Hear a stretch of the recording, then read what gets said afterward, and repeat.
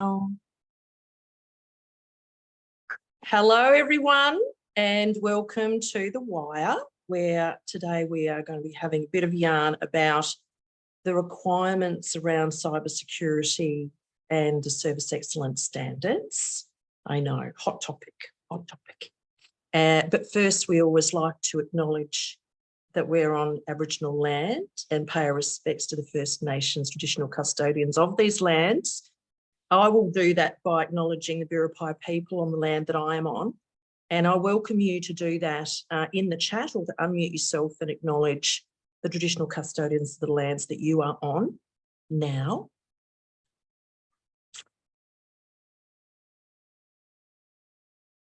So let us know where you are and who's looking after the lands that you're on there. I like to, while you're doing that, I like to introduce you to my colleague, Jodie. Wave, Jodie. Oh, there she is. Jodie is joining the team as an assessor. Oh, I'm so happy about that because Jodie's going to be working with me on my patch, which I consider to be anywhere from the Wabakal country. I want to say that is the sort of Newcastle area up to the Northern Rivers area, which is Bundjalung country. There you go. Jodie's going to be helping me with that big patch and all the way out to the west to Kamilaroi country and beyond. So very, very happy to be welcoming Jodie to start this journey of learning as much as she can, just like you all, about service excellence. So thanks, Jodie, for being here. Thank you for having me. And I'm also on Biripi country, so acknowledging that. Thanks, Jodie. And thanks, everyone, for that acknowledgement. And I'd just like to acknowledge all of you as well and the endurance that you and resilience you've had to demonstrate over this challenging time, which continues for us all. And thank you for everything that you're doing to stay engaged with service excellence. Not easy to prioritise it. So I appreciate your time today. Cybersecurity. I'm going to try and make this as fun as I can. As you know, that's my bent, right? I don't like anyone to feel bored whilst they're doing learning with us. And all of this on the wire business is about you being successful, right? So we're going to give you everything we can, including the answers, right? But we can't come in there and do things for you. So we'll give you as much support as we can to be successful. So today we're unpacking the cybersecurity requirements because we often see a gap here. We often see that it's a bit underbaked. And it's very explicit, the requirements around this. There's quite a long list of dot points, you're probably aware, under the, I don't know, 2.2.3, whatever it is, it's the Information Technology Knowledge Management Standard. So there's quite a number of dot points there, which we're going to have a look at, but it also cuts across any of the privacy requirements, which are scattered all the way through the standards.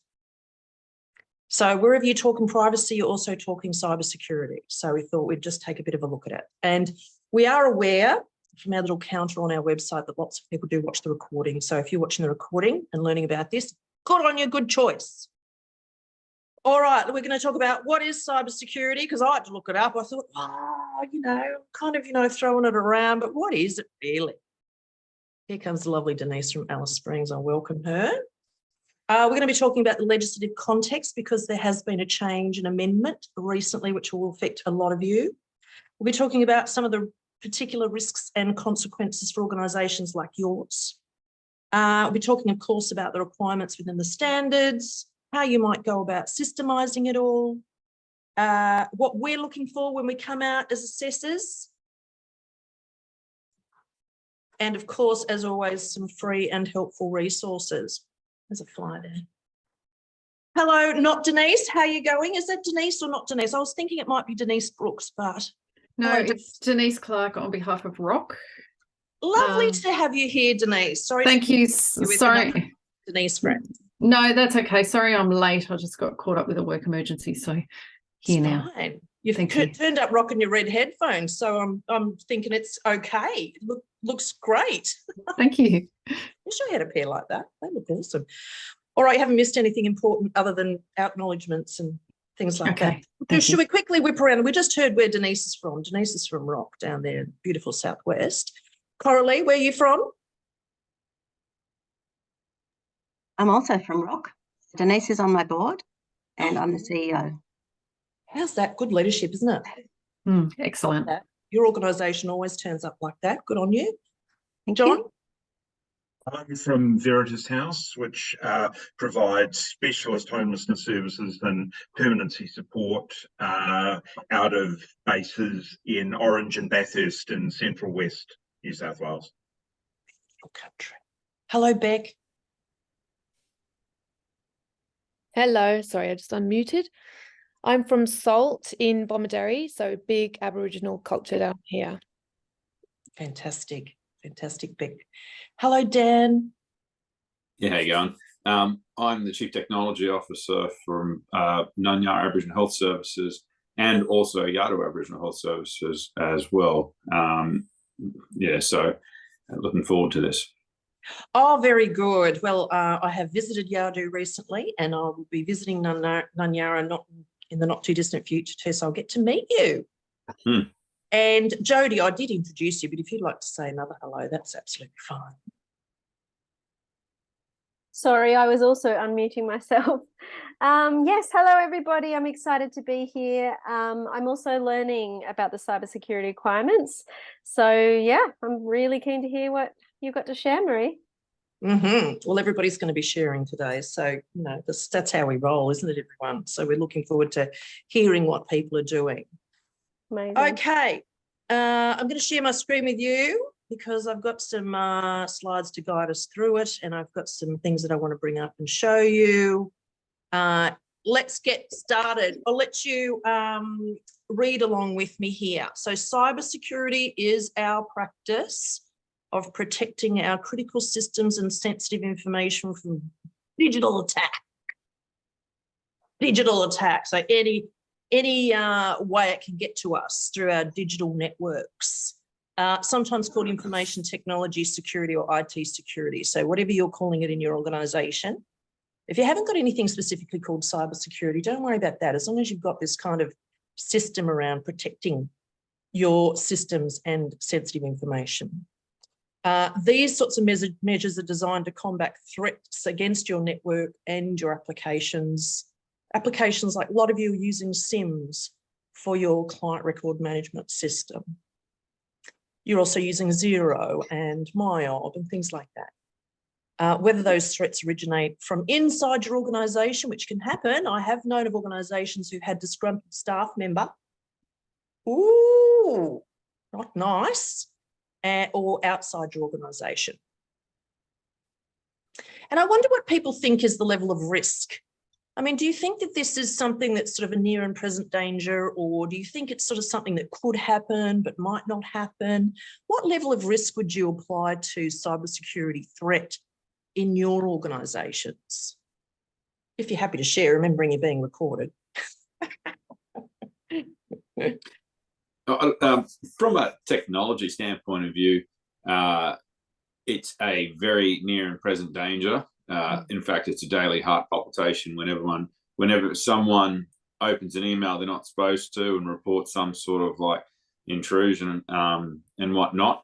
I think though, however, from both a management and staff level, I think there is it's a very much an ethereal, this will probably never happen to us type of thing.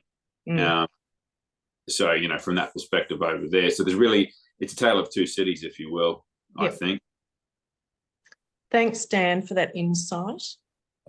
I'll have to say that most of the sorts of real threats or, you know, the real incidents, that I've seen have been from internal, from people who've maybe been let go, you know, that sort of scenario. Anyone else? I think it's very present because even just our own personal phones and emails, etc., we're getting all sorts of scams and spams and things all the time. And I think it's just increasing. And it's a big business out there now. It's not someone sitting in their garage. It's companies with superannuation plans and incentivizing people to do it. So Yeah, wow. I think it's a near and present. We should be vigilant all the time. Absolutely. Be vigilant with passwords. We communicate with our staff constantly about, if it doesn't look right, and if it is it that duck thing. If it looks like a duck and quacks like a duck, it probably is one. So just don't open it. So I think it's very present. Yes, and my observations are that it's a risk because of the level of skill and awareness often within an organisation across its whole staff team. And that's extended if you're working with volunteers as well. Some organisations have a very, very large volunteer base. And the way that those people can access systems remotely now also, I think, extends the risk. I'd love to hear from you anytime. Please unmute yourself and talk to me. This is not, it's not a lecture, it's really a collaboration. So, The scary thing, I think, too, is that the type of attacks and the type of intrusion methods are just becoming more and more sophisticated, and it feels like it's a constant game of catch up. Yep. I was listening to a podcast yesterday, actually, on cybersecurity, and there are now AI bots that just trawl through phone numbers to see if someone will pick up. And they might only get 1 in 1,000, but out of that one person, they may actually get some traction. So, and it's the classic ones are the mum, help, I've lost my phone, I bought a new phone, that sort of thing. Yep. But also someone was saying that they were quite experienced in scamming, and they fell for something because it was a vanity sort of thing. They fed to their vanity, and then they were just about to sign, and then they realised that the person was asking for payment in gift cards, and went, well, hang on, that's not right. So, but we've had in my employment several times people emailing my teams on my behalf saying, hey, I need you to do something for me real quick. And then asking for gift cards. But the other thing that I'm concerned about is people inadvertently sharing secure information about clients who have DV histories or criminal histories with unsuspectingly sharing information by not realizing that these are secure documents. We've had one incident where it was a real near miss in terms of exposing a client to their former violent partner. Well, that really brings it home, doesn't it? Karen, can I just ask, was that disclosure that you talked about in an email? Yes. Yeah, because one of the things that's really kind of got me going at the moment is, most of those applications that, we've talked about, 7, 0, whatever, they're organised around keeping individuals' records secure and private, so long as you observe, the basic rules. But there's this huge kind of hole in the middle of all of those arrangements, which is the information we share with each other on Teams and emails. And we're often exchanging information in this very insecure environment, with almost no kind of protection or even thought to that exchange, because it's so core to our everyday kind of information sharing practice. So in raising that, I'm just, when you were talking there, it just really rang that bell for me. And I just wanted to fly that balloon in case, other people were, sort of having similar sorts of reflections. Yes, I do know some teams that if they're meeting online discussing clients, they're using aliases for that reason. Particularly some of the DV-CAS services I've worked with, they seem to have really high level protections around the way that they talk about clients. They even make sure that they have an office with a closed door, you know, a door that can be closed, and an office that's soundproof and things like that, you know, which I think that they do it well from what I've observed. Yeah. Yeah. The the soundproofing of the rooms and the door closing and those sorts of things, but email and Teams are not secured environments, or not to the level that we'd want them to be. So I guess there's an issue there. And it's also harder in smaller towns where everybody knows everybody. Yep, which most of our people who are joining us today are in smaller regional locations. Something to think about in building your system and training your staff. I'd love to know if there's any online training around securing clients' information for my team that they could just book into rather than having to attend a workshop, because I feel like they all should be doing this as we're putting everyone through mental health first aid and a whole lot of other stuff that they need to be across. Cybersecurity is something that everyone sort of talks about, but no one actually knows what to do and how to spot it.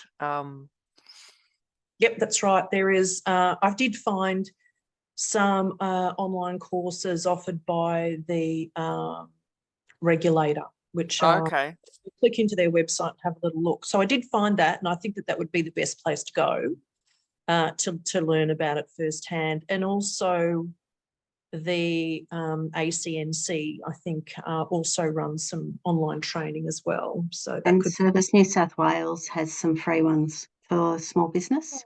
There you go. I actually just got emails about it today, so I sent it to my chair, and I've signed up for one. But they've got free cybersecurity courses. They run for about an hour, and they talk about passwords and sort of all the practical stuff, not so much. Because DCJ were looking at running some as well. Yeah, and I don't know what's come of that. Well, and for SALT, who's down in our world, IT Bootcamp run free cybersecurity training every month. So they're based at where is it, Denise? Huskisson. Sorry, I was muted. Sorry. That training was very good. It pitched at a very good level. The other thing too, if you want to do some Googling, just Google Essential 8 strategies. And then that gives you the kind of framework for IT security providers. The Essential 8. Yes. Sounds like a good Netflix series, doesn't it? He's actually advertising free courses now. So I sent them to my team. We're all signed up to do one together. The other thing, Coralie, I was just going to ask if you wouldn't mind popping that link into the chat then for others who might be interested to have a look at that one. If it's an online one, that could be I can try. It's like a whole email that had all different courses on it. So okay. Well, so there's like social media, all sorts of different courses. But if you Google them on Service New South Wales, you'll see all different types. It's free. It's subsidised by the government, so they're all different providers. But they're all different. There's all different types of topics and things on there. Well, let's look. I'll put those into the resource list that I've prepared. So I'll make sure that those do get in. Thanks, everyone, for that. There's also reporting requirements if you do get an attack. There's certain parameters with the watchdog that, particularly if any client data is compromised, there's certain parameters at which point you have to then report the incident.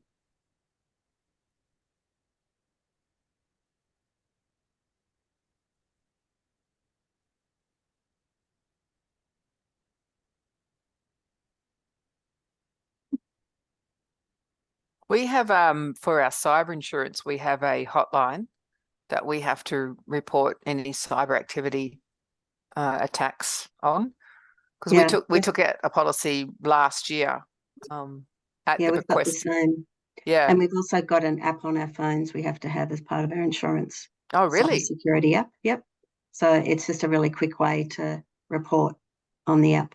But that was part of our insurance as well. Oh, okay. Do you know what that app's called? Yep, I can find the phone. Who does it report to, Coralie? The insurer that we've got our insurance with. Oh, okay. So it doesn't go to the watchdog. No. No. It's It's called CFC is the company. Oh, okay. That's not ours. No. Well, that's who our insurer does the cybersecurity through. So Right. My last workplace, we had an attack. There was about 2,000 client email addresses and details were compromised. Wow. Yeah, so our internal lawyers had to contact the barrister. And firstly, so they had to determine what is actually considered personal data. So if it's a group email address, like accounts@rockforwomen.org, that is not personal data. It's only personal data if it's actually someone's name, which then cut down on the number of instances that we had to report on. So I thought that was also useful information. Well, that's a wonderful conversation that you've got going there. Thank you very much. I'm sorry about my naughty puppies, but there's a maintenance man here, so they're not happy about that. sorry, just with the app, that's if there's an incident, so you can get a 24/7 response. So we have an IT provider, which is separate to that. Yeah, we do So I too. can get 24/7 response from our external IT provider, but that's also just a particular cyber incident response, so they can tell you what to do.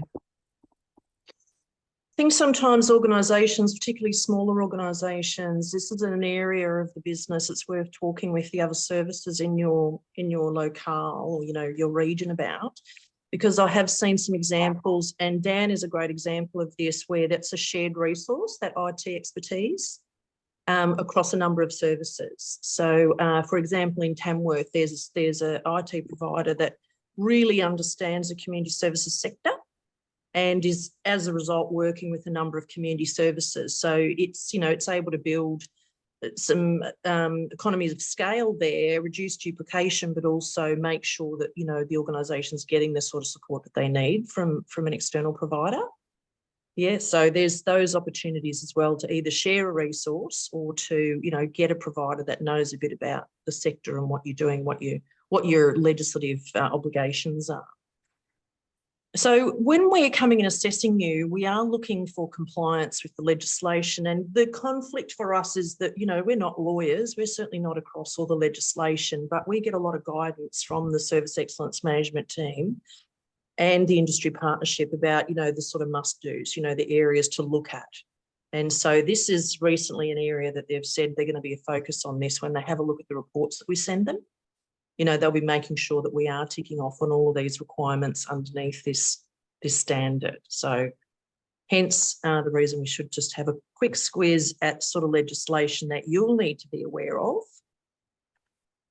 So guess, is anyone first person to put it into the chat? Who's the independent national regulator for privacy and freedom of information? Winner, winner, chicken dinner. Who knows who it is? Doesn't matter if you don't. So I'll just give the people who do know a chance to show off their smarts. That's okay. Can't remember their name. Here you go, another clue.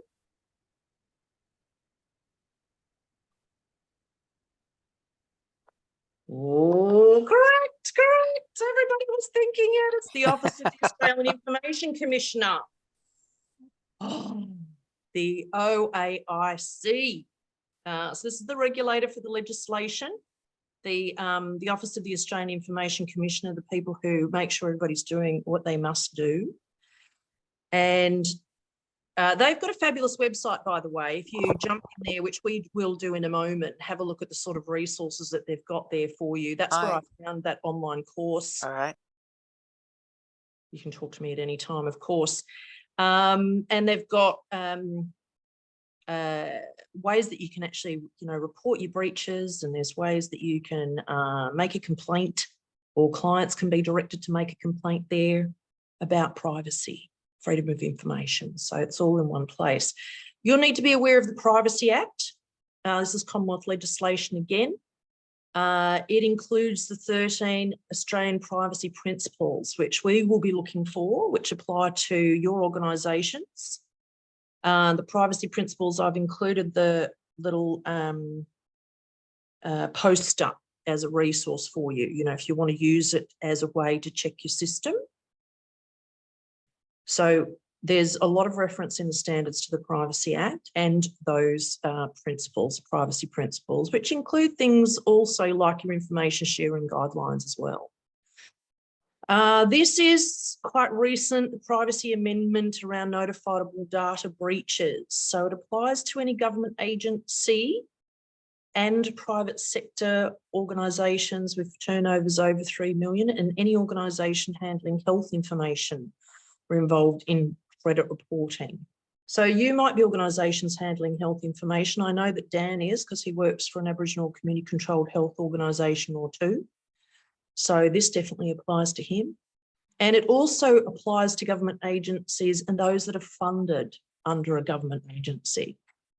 All right, so being aware of the Notifiable Data Breaches Act and your compliance requirements under it is important for you in the service excellence process. So popping that into your policy and procedure, the guidance around what needs to happen there if there is a breach.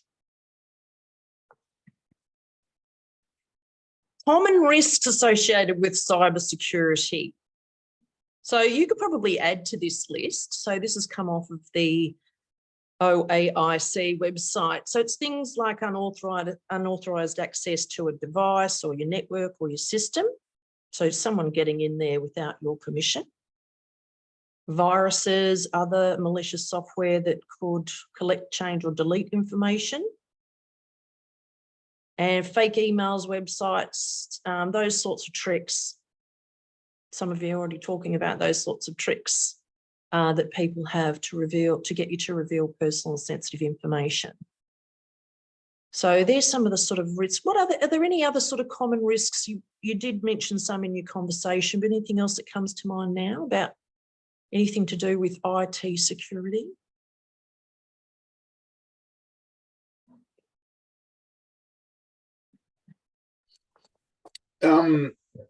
Passwords can be a bit of a risk. There's also the concept of social reverse engineering. So a lot of people share a lot of stuff online and then don't understand actually how that stuff can be used to then decode things like your passwords. Because if you show your birthday on Facebook and, you know, your dog Fred and so on and so forth, there are certain heuristics that actually allow people to decode that. Yeah, it's a very good reminder. It's a really great sort of area of professional development when you think about it, isn't it? Because it's skills for life as well to protect yourself digitally, I think, you know, to protect yourself in the cyber world. Now, what do you think, everyone? Let's just think of a consequence of those risks that we talked about. What are the consequences for your organisation? So go big. What do you think is the biggest impact that you can think of? Anyone can share. I think fraud. And reputational risk. Reputational risk. Well done. So financial risk and fraud. What else? Identity theft of you know, personal and sensitive information about clients, I guess, is the biggest operational risk for us anyway. Yeah, because if someone gets a hold of, you know, an ex-partner's information and they're violent, it could lead to very extreme situation. Absolutely. Absolutely. The consequences are huge, actually. You know, even though you might consider that it's rare, it would happen on a rare occasion, or it could even be unlikely to occur, the consequence can certainly be huge. So here are some sort of consequences that we were thinking about. Business continuity, like loss of your information, or even freezing of your systems and your information. You do so rely on being able to access information now, don't you, digitally, like in the cloud, for example, if you've got people working across a number of sites or working from home.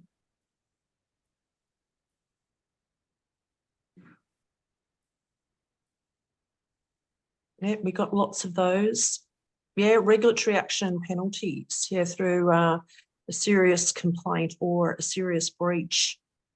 You could find yourself there, but definitely loss of trust and reputation, even with your funder, you know, which could affect your opportunities recommissioning or receiving grant funding in the future. if you get on the nose. So shall we have a look at the evidence guide now? I'll pop it into the chat for everyone. I've highlighted in this version of the evidence guide where these requirements appear. Let me just get it up for you, give you a chance to open it. There it is. And this should be a very familiar document to most people now. Is that there for you? Not yet. All right, let me just... might just take a minute to load. Marie, one of the things that came out of training Denise and I did is the biggest risk is everyone's busy and you're rushing and you don't read things properly and you just click on it. So true. And you move it forward to the next person or respond or and they said that's what a lot of this plays on, the fact that you only half read things or half see them and action them. Yeah. So true. So true. We'd do things very differently, wouldn't we, if we had all the time that we needed to do them? So I'll give you a chance to open that up. I'm just going to mute myself for a moment because for some reason my TV's come back on.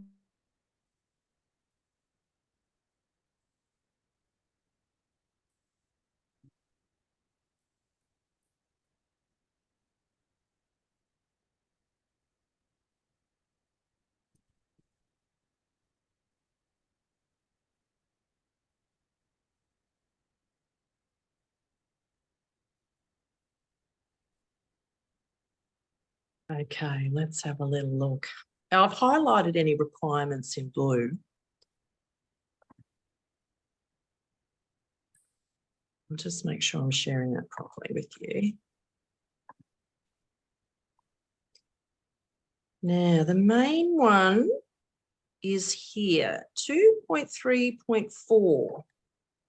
Information technology infrastructure protocols and procedures support effective and secure management of consumer and corporate data.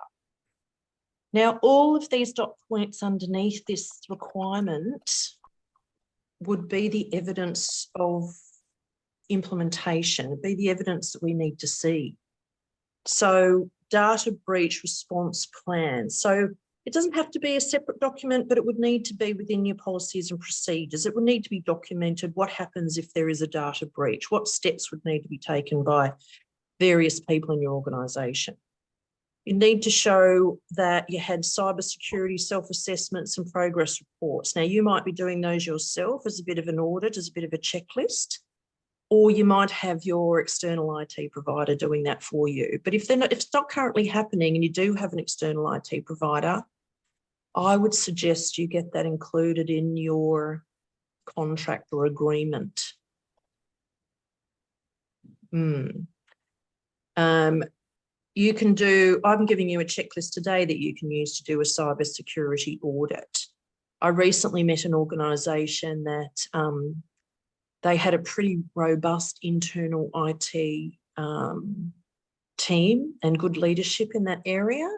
And they would regularly and routinely send out these fake emails to see who would open them, to see which staff would open them. And then that would indicate that that staff member needed to redo the mandatory training. So it was just like, oh, look, you shouldn't have clicked and opened that. You have to do the training again. So they'd have to then demonstrate that they'd gone and done the training again. We noticed through our sort of evidence checks that there were some people who'd had to do it 5 and 6 times, you know. So that's the sort of kind of audit that I'm thinking of. The way that you report your disclosure to funders of any breach, so that must be documented. And this is the one that we rarely see. This is the one that we look for, but we rarely see, and that is cyber awareness training for the staff. All right, so however that occurs, I mean, that can occur in-house, like an in-service It can occur online. It can, you know, however you want that to occur, but staff must be given proper training about not only your policy and procedure, but the legislative context and the way that they can help protect the organisation. All right. So that's the main one. And then you're looking for any reference to the Privacy Act. So if I go down to what else I might have, oh, what have I highlighted there? So there again, that one talks about development of response. Sorry, this one is in the risk management standard about audits to ensure that your risk management system is working and is effective in protecting the organisation. So it here specifically references cybersecurity audits. Okay, so that's another reference there you want to be aware of. There's a few to do with the Privacy Act down here, and of course the principles referred to of keeping information safe.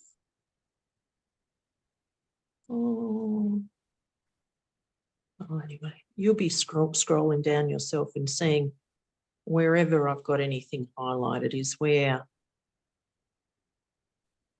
there's an intersection with the legislation and what we're talking about today. It's probably further down in 7 and 8, I'd say.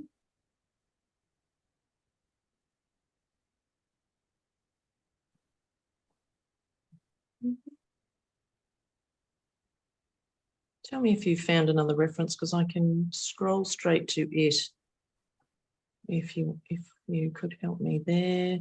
Anyway, just give me a reference. I think I've highlighted about 5 or 6 different places there. Hang on, let me just do a little find. We'll find it together. I can see something highlighted on page 17. I don't think we've discussed that point yet. The organisation has identified and documented its legislative obligations and related actions. Thank you, Jodie. Exactly. So the organisation needs to show that privacy legislation is included in its policies and procedures.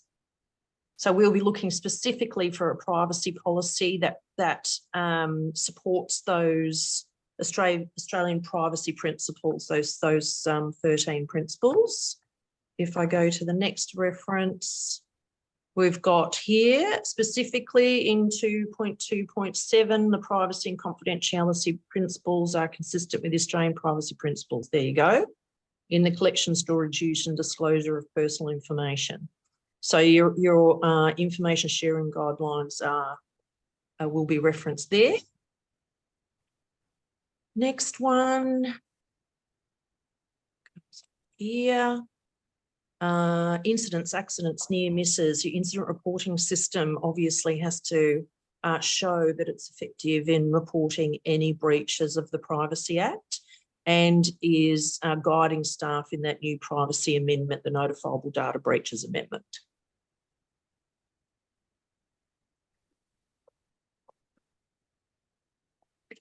And the next one, there's the specific standard about the information sharing protocols. And in each state, there will be guidance around protocols that should be in place to support the Privacy Act. And that is about when can you share information. So it is an exemption to the Act in a way. It explains when you will be using exemption from the Privacy Act where you will share information with a third party and how your consent will be gained. When we have a look at client files, we'll be looking explicitly for consent to share information with third parties and who those third parties are. Right, that's something that we definitely have a look at.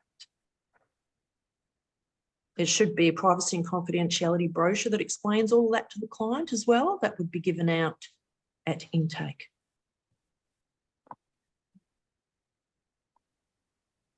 There's another there about service standards and guidelines. So where you are expressing the way that you want to work with clients and the community, that should be expressed in your sort of, client charter, if you like. And that should also talk about how their information will be collected and protected. And a rule of thumb here for me when I was working as a manager in a homelessness service was if you collect it, you have to look after it.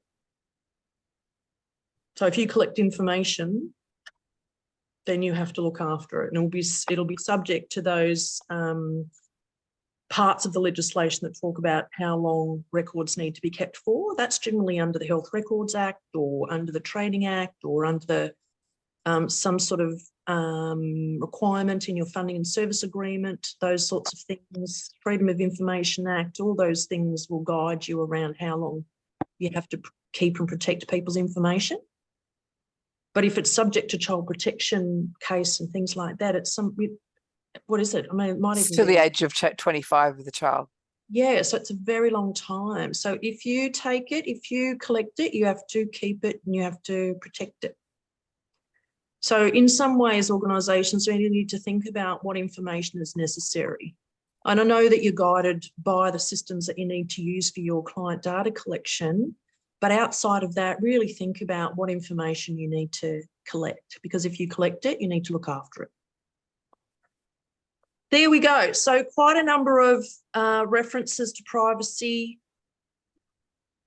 in standards. So this is the way I suggest you roll if you want to make sure that your privacy policy covers off on the standards, is to do what we just did here, is to do a find and have a look at where all the references are and make sure that you're including that in your policy and procedure.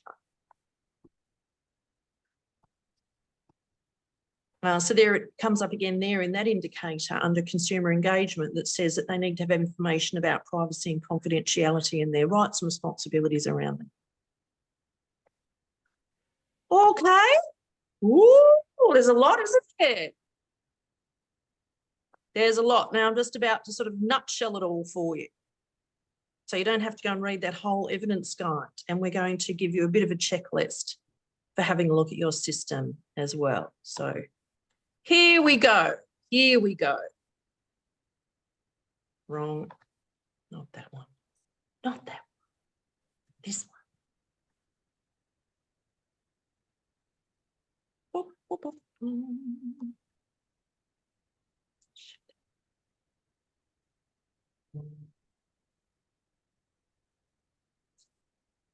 I have included for you a sample policy and procedure that's got quite a nice framework around it.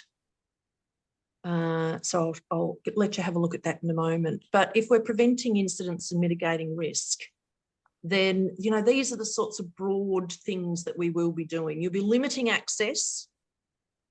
So you'll be really thinking about who you let, you know, have access to your system. Protecting your devices, having software that protects your devices, protect your networks, using only authorised resources. And look at this, making using passwords effectively. I'll let you have a little read of that list there.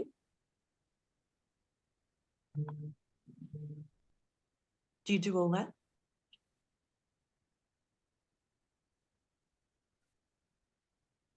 Changing passwords every 3 months is so difficult. It's the worst. Yeah, that's probably best practice. You know, if you've got some good practice in place, like changing it every 6 months or 12 months, you know, again, it should be based on risk. It should be based on your assessment of what level of risk you have there. So there's a bit of a summary of things you probably, you're probably across most of your organisations, you'd be across at least those things there. They probably are things that you would have in your risk plan, for example, in terms of the ways that you're mitigating IT or cybersecurity risk. Yeah, I'm saying. Now, what I want you to do here, I'm going to talk you through annotating on the screen. I know some of you know how to do this. And what I want you to do is for each of these questions, and I'll read out some notes. Will I read out some notes? Hang on a second. Okay. No, I won't read out the notes. That's boring. So I'm going to get you to annotate. I'll talk you through how to do that. If you know how to do it and you can answer yes to this question, you can put a big tick on my screen. But for others, you'll see that you've got at the top of your screen probably a little tab that says you are viewing Marie's screen. And next to that, you'll have a view options tab. If you click onto the view options tab, you should see an option called annotate. And if you click on that, it brings you up a drawing toolbar. And you'll also have a stamp. So if you click on stamp or drawing, you can draw on my screen. Have a go. See if you can. Sorry, Marie, you've completely lost me. I've no idea what to do. That's all right. I'll walk you through it again. If you push your cursor to the top of your screen, you should see a tab that says you are viewing Marie's screen, yes? And next to that, there's a view options tab. So click on the view options tab. Yep. And when you do, you should see your annotate function in there. Yep. Click on that. And then click on the stamp, and you can stamp on the screen. You can also write on the screen and scribble on the screen. Oh, lots of people have found it. That's great. If you're joining me from a web app, like, you probably won't have this function, so don't worry. You just watch us have fun. So the question is your organisation aware of all the data and information it contains? So if yes, you can scribble yes, you can put a stamp, you can put a tick. If you're not sure what that means or something you want to check, you can make a note for yourself that you need to check on the first question in your organisation. So what I'm considering is that you'll use these 10 questions as a bit of an internal audit. Maybe you can use it as a way of running through with the team on all the things that would need to be in place. All right, so I've got a few ticks and a few stamps there saying yes, yes. We're pretty aware of all the data and information that's contained, that we collect, that we need to keep and look after. That's good. Let's go to the next question.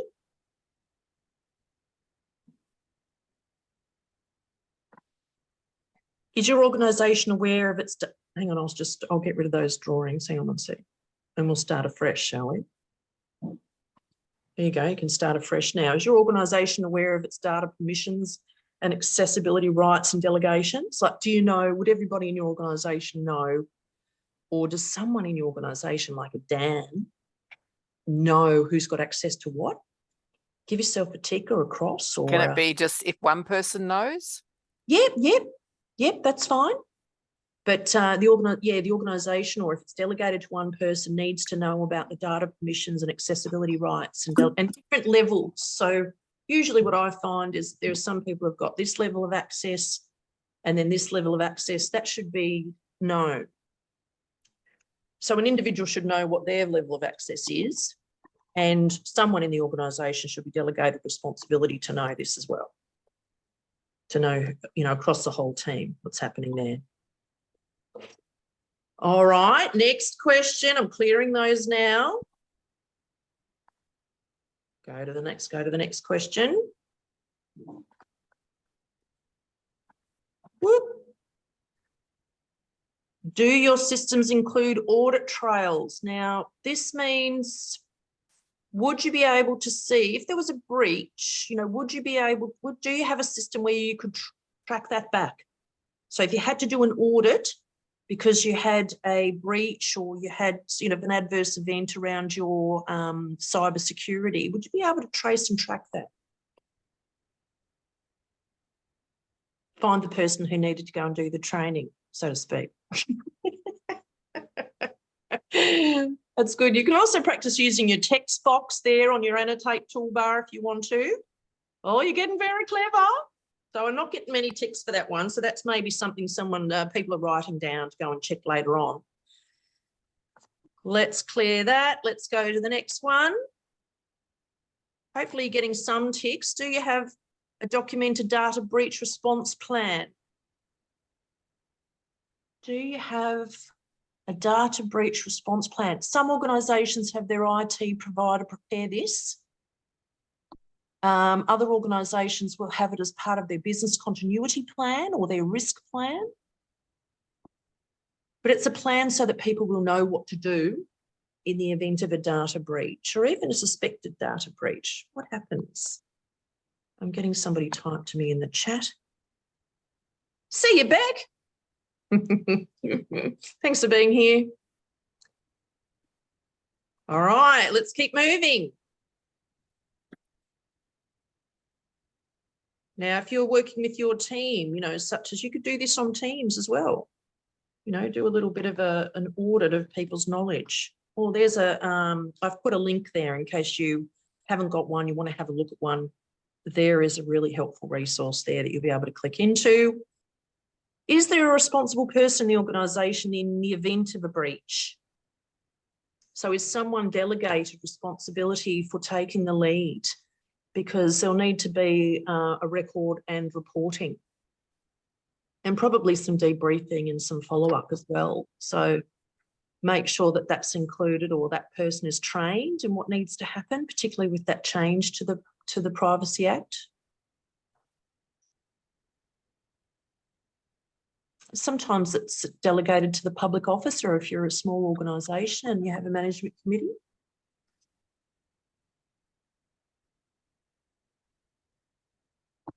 Good, good, good. Getting a few ticks still. Excellent. Do you regularly test your response plan? Now, this is something like doing a fire drill, really. It's important to test the procedure to know, how many people in the organisation are able to comply with the procedure. Because as we say, it's these are unlikely events, but when they do happen, they have massive consequences. It's worth testing, and just seeing the level of compliance. Not many people saying yes to that one. That's all right. Maybe you've just stopped playing. You can just scribble on the screen if you're feeling a bit naughty. What about, do you have appropriate, current and adequate cyber insurance? So we'll be looking to see your last insurance review. So this should be done annually as a good practice, because insurance is really about helping you to manage risk, isn't it? So we'll be having a look to see that cyber attack is covered in your insurance policy. And cyber insurance is one of those things that's pushed it up for organisations as well, not to mention flood and bushfire and all of that there. But cyber insurance is something organisations report to me has really, pushed their insurance premiums up. All right, nearly there, nearly there. Has the organisation updated its contracts with third parties? Now, this we will look to see if you are working with an IT provider or any party that has access to your system. This could be a party that you share your systems with, that you must have something written in there about how they help you to protect the personal and sensitive information that you're looking after as well.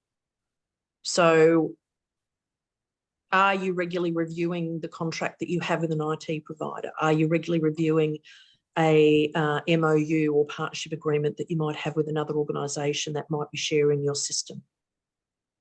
Okay, so good practice would see those sort of regularly, would say annually at least. What would you say we have to look for if we are inputting into another, like we're subcontractors, so we're inputting data into the system for the main contractor. What should we be looking for in terms of, because the contract's been in existence for a while? Well, you should have a JWA, I imagine, a joint working agreement. I think so, yeah. Yeah, so I'd be looking to see what requirements there are for both parties around cybersecurity in that agreement. Yep. Okay. I mean, they're the ones that are exposed, I would say, more than you, because they're giving you access to their system. So I don't know that it's sort of, runs back and forth as a sort of a conduit in the network. So I am not sure, but I would definitely, if I was striking an agreement with anyone and I was giving them access to our system or our network, we'd have to have something in place to guide the way that we're going to help to protect each other. In that case, with the JWA, you might want to see if they have any liability around the risk and around the insurance as well, because who carries it? Sometimes organisations, you might be giving them access to upload data, to take it from your system. So there's a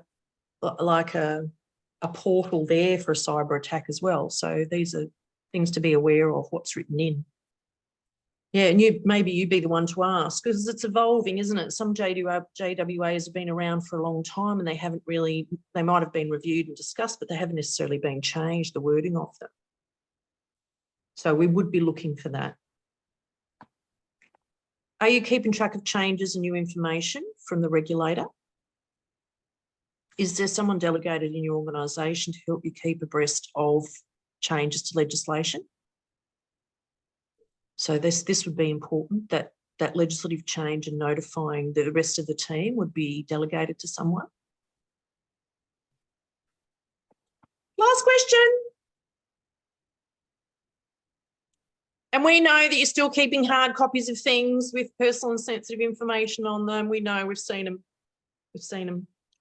And so how secure are they? We also see that they shouldn't be, but, files are sometimes carted around in cars. Laptops that have access to personal and sensitive information are carted around and kept in people's homes. So really worth having a look at where you're exposed there, because of that sort of new way of working, people working from home or people working remotely, or, the outreach nature of the work that you do. What information are you holding in your cars and things like that? Even though it happens, we do see that generally organisations are documenting this. But is it implemented 100% of the time? That's a question for an internal audit. All right. So we are looking for a couple of things when we come out. We are looking for people to know certain things, and that evidence be gained through interview. And we're looking for organisations to do certain things. So when we interview boards and when we interview CEOs and even staff, we want everyone to know about the legislative obligations, who the go-to people are, the experts that are helping them, what's their role in helping to protect the organisation, and how to report a breach. So most staff know about, the incident reporting system, and they'd be able to say, pretty much, the main principles around privacy and keeping clients' information safe. So generally we see that privacy and protecting people's information is a strength in organisations. You'd need to show us that you've got a documented privacy policy and procedure, a cybersecurity policy and procedure, that your insurance has been checked, that your staff have been inducted and trained, that you've got a lot of protection protocols such as the passwords we talked about before, a good process for incident management, and a cyber safety plan. So they're the sorts of things that we're looking for.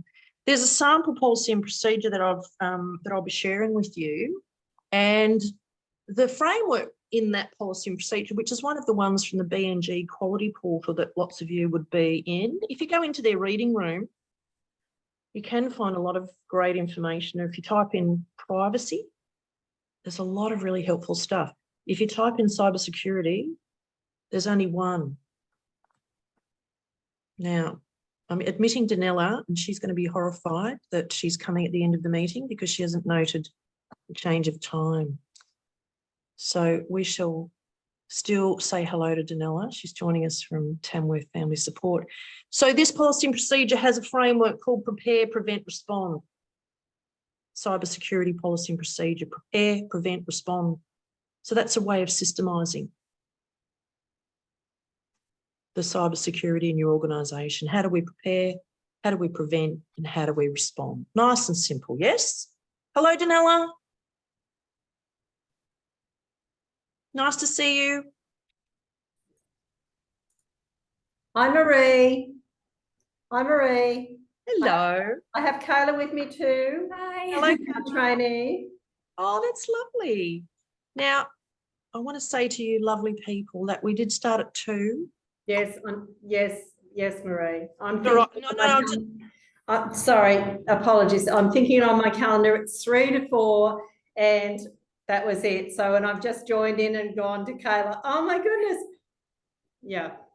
well, it's always lovely to see you, and I'm certainly not reprimanding you, but I did want to sort of explain why we seem to be coming to the end. Yes. But I know that you are an avid watcher of the recordings, so Absolutely. it's all Yep. there for you, and it's been lovely. We're just bringing it home now. I'm so nice to see you always. All right. The useful links. We also. Never. Oh, of course. That's the mantra. Very good. Now, if you go to this governance toolkit for cybersecurity from the ACN, see our friends at the Commission of Charities, whatever they're called.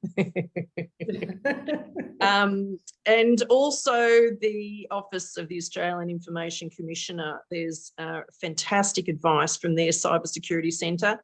I'll also include in here the Essential 8 is a resource that's been shared with us. Thank you very much. And there's also some online training available through Service New South Wales. So I'm going to find them and pop those links in here for you before we put them onto the website for you to access.